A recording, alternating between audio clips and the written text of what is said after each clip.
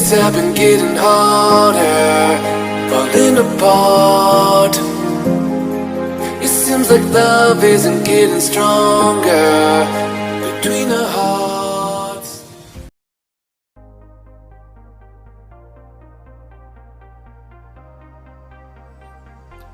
Kapela Sanjuan terletak di Kelurahan Pukentobiwangi Bau, lingkungan Sanjuan, Kampung Tengah. Nama pelindung kapela adalah Santo Yohanes Pembaptis. Kapela Sanjuan adalah kapela pertama yang ada di dalam wilayah paroki Sanjuan.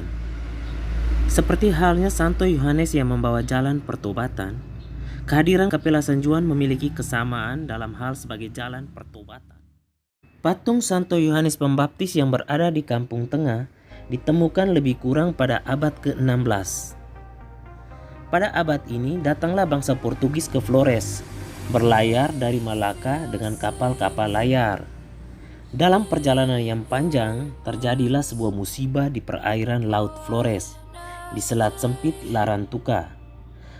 Kapal Portugis diterpa gelombang besar, kemudian pecah dan tenggelam. Maka dari itu, banyak dari barang bawaan mereka yang hanyut terbawa arus, dan ada yang terdampar di pesisir pantai Kampung Tengah. Di antara barang-barang yang terdampar, terdapat patung orang kudus. Salah satunya adalah patung Santo Yohanes Pembaptis. Patung itu ditemukan oleh Domingo Fernandes dan Juan Lebina di pesisir pantai Kampung Tengah. Kemudian menjadi milik keduanya dan disimpan di rumah mereka, dijadikan benda keramat. Peristiwa yang dikisahkan ini bukan tidak mungkin terjadi. Seorang peneliti sejarah Portugal yang bernama Magalhães Goinho mencatat bahwa antara tahun 1500 sampai 1635 ada 921 kapal Portugis yang berlayar ke timur. 769 kapal tiba di tempat tujuan. 470 kembali ke Portugal dengan selamat. 451 hilang dalam pelayaran. Ada yang mengalami musibah dalam pelayaran di antara pulau-pulau di Nusa Tenggara, juga di perairan Flores. Pada masa itu, di Eropa, orang-orang Katolik biasa memancang patung Katolik di haluan kapal dan membawa patung-patung kudus di dalam pelayaran.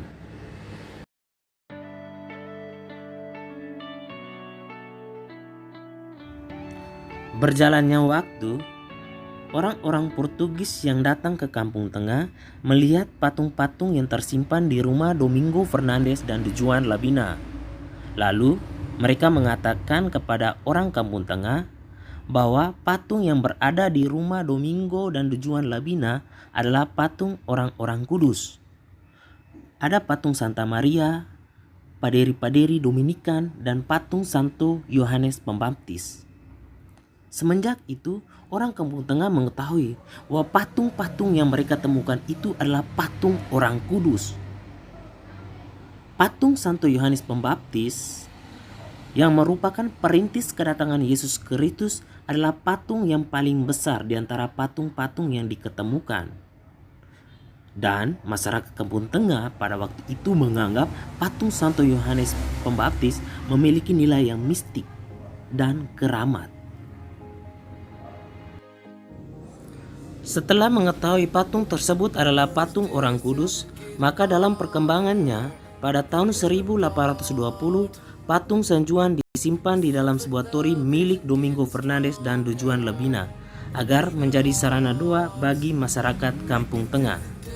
Pada waktu itu bangunan tori masih sangat sederhana, atapnya dari daun kelapa.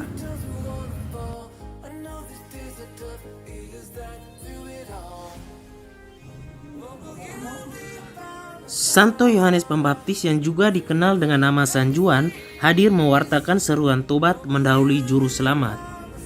Yohanes Pembaptis tampil di padang gurun dan menyerukan, "Bertobatlah dan berilah dirimu dibaptis dan Allah akan mengampuni dosamu." Markus bab 1 ayat 4 sampai 5.